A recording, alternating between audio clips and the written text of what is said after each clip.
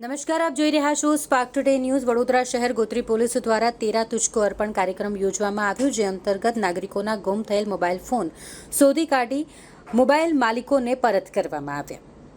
13 તુજકો અર્પણ કાર્યક્રમ અંતર્ગત ગોત્રી પોલીસ દ્વારા આ સરાહનીય કામગીરી કરવામાં આવી છે। ગોત્રી પોલીસ દ્વારા ગુમ થયેલા મોબાઈલની ફરિયાદના આધારે ગુમ થયેલા મોબાઈલ ફોનો શોધી કાઢવામાં આવ્યા છે અને તે મૂળ જે મોબાઈલ માલિકો છે તેઓને પરત કરવામાં આવ્યા છે। ગુમ થયેલા 26 જેટલા મોબાઈલ ફોન ગોત્રી પોલીસ દ્વારા પરત કરવામાં આવ્યા છે, જેની કિંમત 6 લાખથી પણ વધુ છે।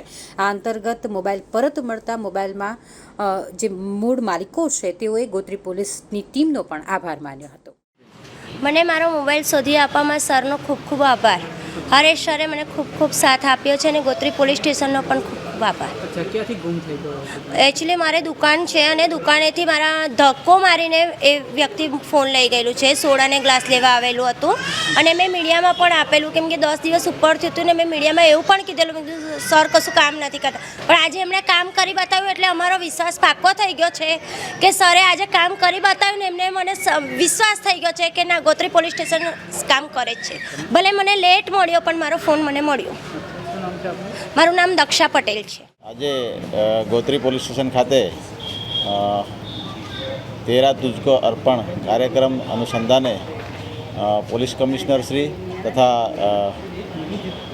જોઈન્ટ પોલીસ કમિશનર શ્રી તથા ઝોન 2 સાહેબશ્રીના માર્ગદર્શન હેઠળ ગોત્રી પોલીસ સ્ટેશનની ટીમ દ્વારા એમાં ખાસ કરીને પીઆઈ દેસાઈ તથા પોલીસ હેડ કોન્સ્ટેબલ હરેશ કુમારે આ જે ગુમ થયેલ મોબાઈલ છે એને શોધી કાઢવા માટે વૈજ્ઞાનિક ઢબે તપાસ કરી અને કુલ 26 મોબાઈલ ગોત્રી પોલીસ સ્ટેશન વિસ્તારમાંથી શોધી કાઢેલ છે, જે કુલ કિંમત 6,61,871ના થાય છે, જેમાં 1,30,000થી લઈ અને 11,000 સુધીની કિંમતના અલગ અલગ કિંમતના મોબાઈલ જે મળેલ છે, જે આજરોજ અહીંયા જે મોબાઈલના મૂળ માલિક હતા એમને સુપરત કરવામાં આવેલ છે।